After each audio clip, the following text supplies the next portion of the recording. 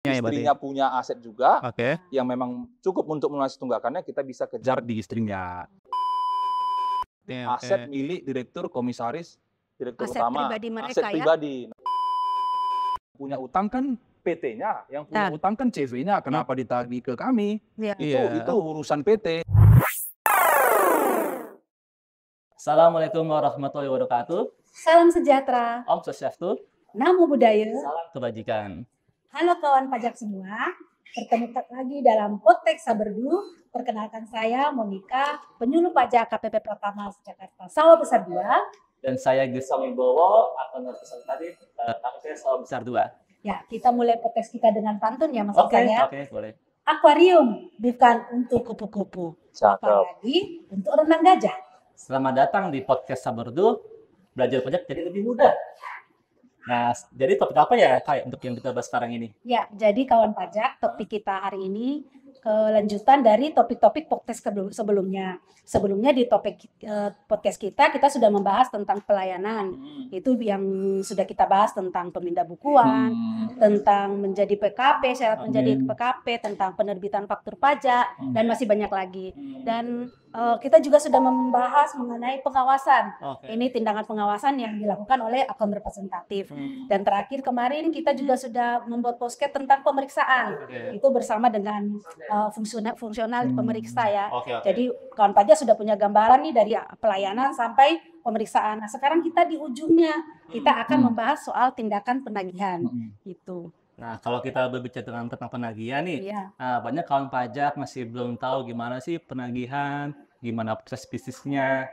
Nah, sekarang dan juga ada viral di media sosial tuh bahwa pegawai pajak itu ada debt collector-nya. Nah, itu iya. Nah, itu makanya pada kesempatan pada kali ini kita kedatangan jurusita dari KPP Sawah Besar 2, Bang Alex. Ya, halo kawan pajak. Ya, jadi Bang Alex kita sekarang khusus nih dengan Bang Alex kita mau bahas soalnya tentang penagihan pajak yang sehari-hari merupakan pekerjaan Bang Alex ya. Baik. Gitu. Nah, Bang Alex, boleh gimana sih dasar hukum di penagihan ini? Ya, terima kasih Mas Gesa, terima kasih Kak Monik. Ya. Perkenalkan saya Alexander, jurusita di KPP Sawah Besar 2. Ya, pertanyaan Mas Gesang tadi, dasar hukum tindakan penagihan pajak itu diatur dalam PMK nomor 61 tahun 2023. Ini peraturan terbaru Mas Gesang, Kak Monik. 2023 ya. Tahun 2023. Yang peraturan sebelumnya itu di PMK 189 tahun 2020. Jadi jangan salah, sekarang kita pakai aturan yang terbaru di PMK 61 tahun 2023. Ya, jadi kawan pajak untuk tata cara penagihan diatur dalam PMK 61 tahun 2023. Betul. Ya. Jadi tindakan penagihan itu sebenarnya seperti apa sih Bang Alex? Ya. Dan siapa nih yang bisa melakukan penagihan? Baik, makasih Kak. Sebelum ke situ mungkin saya coba cerita sedikit ya. Seperti yang kita ketahui, sistem perpajakan di Indonesia kan menganut sistem self-assessment, di mana setiap wajib pajak diberikan kepercayaan untuk melakukan seluruh kegiatan perpajakannya. Dimulai dari mendaftarkan diri, kemudian menghitung, memperhitungkan, menyetor, dan melaporkan seluruh kegiatan perpajakannya. Namun di sisi lain, negara punya wewenang untuk menguji kepatuhan melalui pengawasan ataupun pemeriksaan. Setelah diawasi ataupun setelah diperiksa, akan terbit produk hukum yang biasa kita sebut itu STP atau SKP. Nah, STP atau SKP ini punya jangka waktu atau yang kita sebut jatuh tempo pembayaran. Apabila sudah lewat dari jatuh tempo pembayaran, maka masuklah di wilayah kami di penagihan. Penagihan ini berada di ujung dari berbagai fungsi yang ada di DJP. Yang mungkin yang kita tahu fungsi pelayanan, fungsi penyuluhan, fungsi pengawasan, pemeriksaan, dan terakhir di ujung di fungsi penagihan. Dan yang melakukan tindakan penagihan itu adalah kami jurusita pajak yang ditunjuk langsung oleh kepala kantor. Seperti itu, Kak. Jadi pegawai lain nggak boleh ya? Tidak. Tahu-tahu datang ke wajib pajak melakukan tindakan penagihan tidak bisa. Iya, tidak bisa. Jadi memang yang khusus melakukan tindakan penagihan itu jurusita pajak. Seperti itu. Jadi Bang yang melakukan, jadi tuh tindakan penagihan itu dilakukan ketika sudah melewati jatuh tempo ya Bang ya? Iya, setelah lewat jatuh tempo produk hukumnya terbit. Ya, gitu. Jadi kawan pajak, jadi ketika SKP STP terbit dan lebih dari 1 bulan kalau tidak ada pembayaran, maka ada tindakan penagihan dari jurusita. Tapi kalau kawan pajak itu pembayarannya sebelum jatuh tempo, belum 1 bulan dari terbitnya SKP, maka tidak ada tindakan penagihan. Seperti itu, kawan pajak. Nah, Bang Alex, tindakan penagihan itu seperti apa sih, Bang? Bagaimana sih prosesnya? Ya, tindakan penagihan itu kalau mengacu ke definisinya ya, Mas Isang ya, Kak Monik ya. Penagihan itu kan serangkaian tindakan yang dilakukan oleh jurusita pajak agar penanggung pajak melunasi seluruh tunggakan pajak dan biaya penagihan pajak. Nah, kita ada punya banyak tindakan penagihan pajak, dimulai dari penerbitan surat teguran. Jadi ketika produk hukum STP atau SKP tadi terbit, kita kan ada jangka waktu 30 hari. Setelah lewat 30 hari tidak ada pelunasan, maka kami penagihan akan menerbitkan yang namanya surat teguran. Surat teguran itu tindakan pertama. Jadi surat teguran kita terbitkan dan kita kirimkan ke alamat sesuai NPWP, ke alamat wajib pajak. Isinya apa? Ya menegur, ini ada tunggakan pajak, sudah lewat jatuh tempo, silahkan dilakukan pembayaran. Setelah surat teguran diterbitkan, maka kita akan melanjutkan ke tindakan selanjutnya. Kalau memang wajib pajak belum melunasi, kita terbitkan yang namanya surat paksa. Surat paksa ini isinya kurang lebih sama dengan surat teguran, menegur, mengingatkan bahwa ada tunggakan pajak yang belum lunas.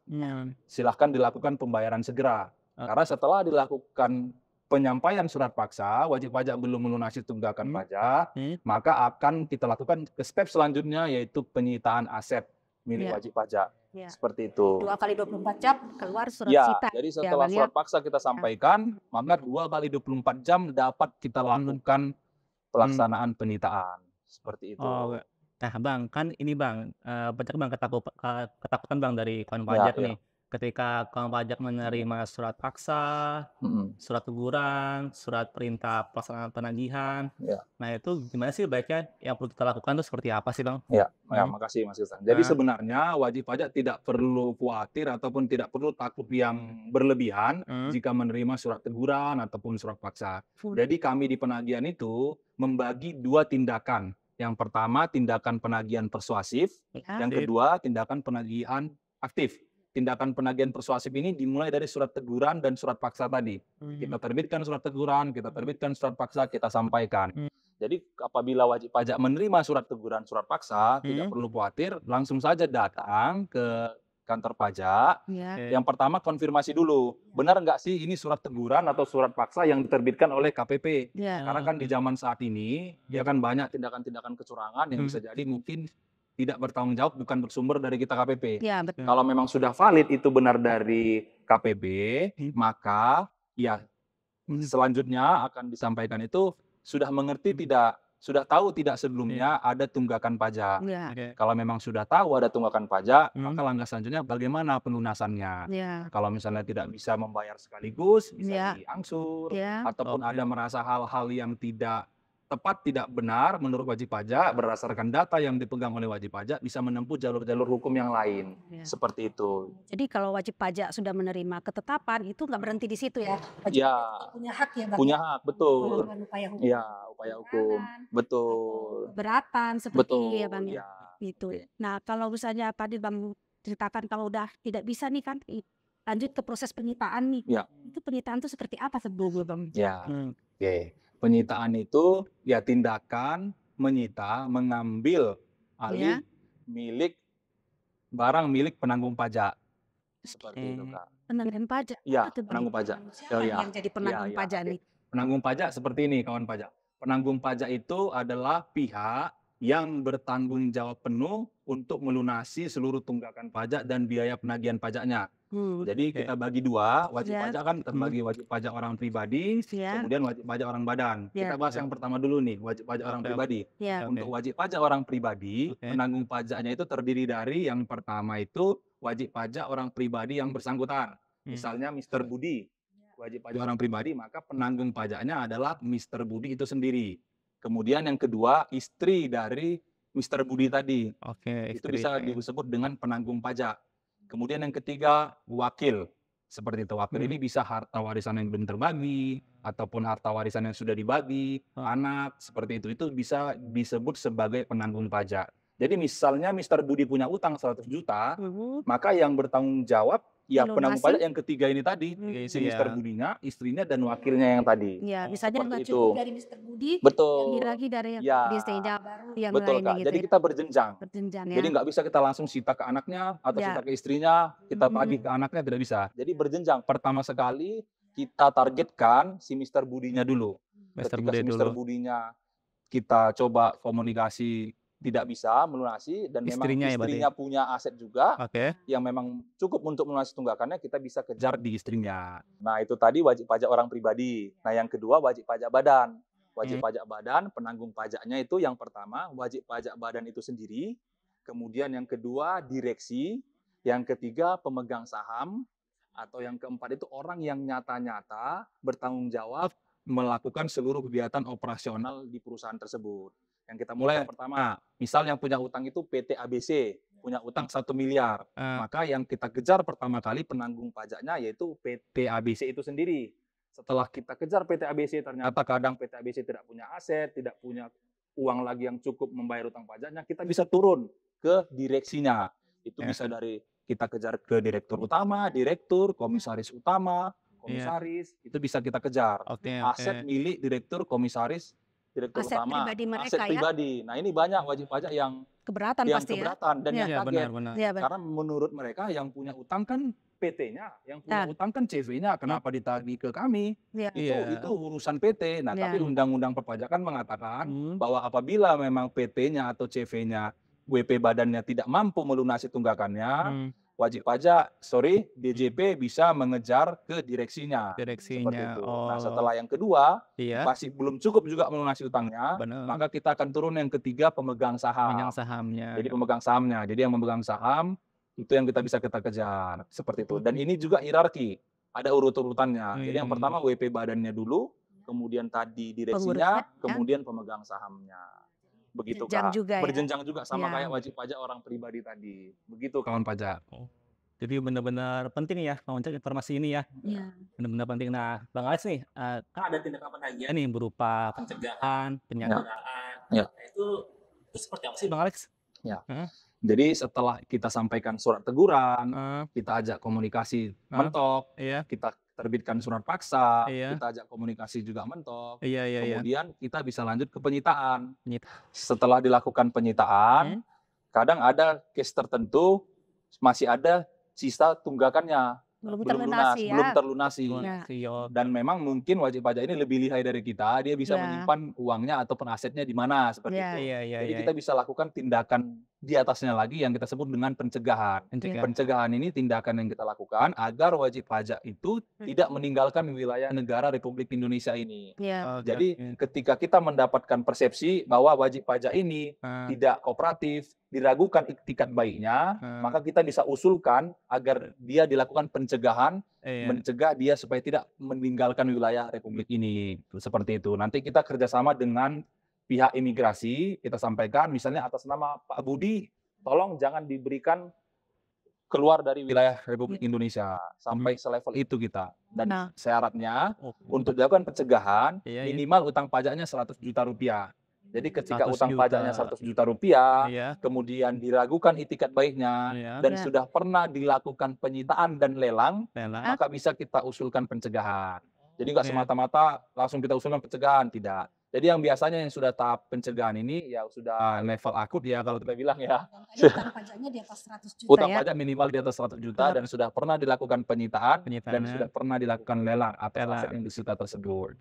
Seperti itu. Kawan pajak jangan sampailah kita kawan pajak punya tunggakan yang sampai tindakannya pencegahan dan penyanderaan tadi ya. Waduh, penyanderaan ini jadi. Bahkan penyanderaan ada lagi Mas. Ya, penyanderaan itu level paling tinggi lah. Iya. Jadi penyanderaan itu kita kerjasama dengan pihak Polri, bahkan pihak intelijen juga. Jadi itu nanti kita jemput paksa wajib pajaknya. Jadi kita udah ada bantuan intelijen dan Polri, kita jemput paksa wajib pajaknya, kita amankan dia di satu tempat. Waduh, ini tentu sangat merugikan ya kawan pajak. Jadi tidak bisa lagi berusaha juga, bisa lagi ini seperti ditahan gitu. Seperti ditahan dia sampai dia melunasi tunggakan pajaknya seperti itu. Itu juga sama dengan pencegahannya. Harus juga minimal utang pajaknya 100 juta. Ya, itu di level setelah pencegahan atau bisa berbarengan seperti itu. Kita cegah. Dia memang kalau yang sudah level pencegahan dan penyanderaan Itu wajib pajak yang menurut kita diragukan di tingkat banyak atau tidak kooperatif. Benar. Seperti itu. Jadi kawan pajak jangan lupa untuk selalu kooperatif ya Iya. dengan jurusita Iya. yang sedang melakukan tindakan pencegahan. Jadi dapat kita dapat mencari solusi terbaik untuk ajudan pajaknya. Nah, ini tadi kan cerita pada saat melakukan tindakan penagihan, bagaimana kawan pajak tahu ini yang datang menagih ini jurusita nih benar nih gitu. Jangan sampai karena kan banyak juga cerita ya. Iya, ada oknum. Ada oknum. Baik, Iya baik, gitu. ya. Betul Kak, Kan pertanyaannya dari- cukup bagus Kak. Iya, Jadi iya. memang ketika kita melakukan tindakan penagihan, contohnya kita menyampaikan surat paksa, itu Iya. prosedurnya kita menyampaikan surat tugas kita.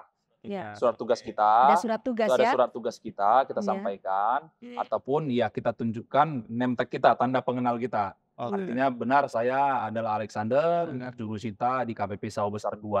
Itu Seperti wajib itu. dilakukan Itu jurusita wajib ya. kita lakukan. Ya. Dan juga kita memberitahukan maksud kedatangan kita seperti apa. Ya. Seperti itu Kak. Ya. Jadi buat teman-teman kawan pajak ketika didatengin oleh petugas pajak, baik itu jurusita ataupun AR ataupun fungsional atau yang manapun, itu ya perlu pertama kali ya validasi dulu. Benar nggak sih ini identitasnya seperti apa, penugasannya benar nggak, ada surat tugasnya atau tidak. Seperti itu. Oke, baik. Kalau gitu terima kasih ya Bang Alex untuk pencerahannya pada hari ini, untuk tindakan penagihannya. Ya. Semoga bermanfaat untuk kawan pajak semua. Ya, jadi kawan pajak udah tahu nih kalau ada tindakan penyitaan penagihan, penagihan apa yang harus dilakukan gitu.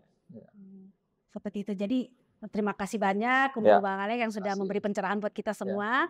Dan kawan pajak jangan lupa ya untuk selalu mengikuti channel YouTube KPP Sawardu, like, komen juga. Misalnya kawan pajak ingin topik-topik tertentu yang ingin dibahas di podcast ini, boleh komen. Boleh. Jadi nanti kita akan bahas di podcast berikutnya. Benar. Oke. Ya, kita sudah di akhir podcast kita. Kalau tadi kita mulai dengan pantun, kita akhir juga dengan pantun Iya ya. Iya dong.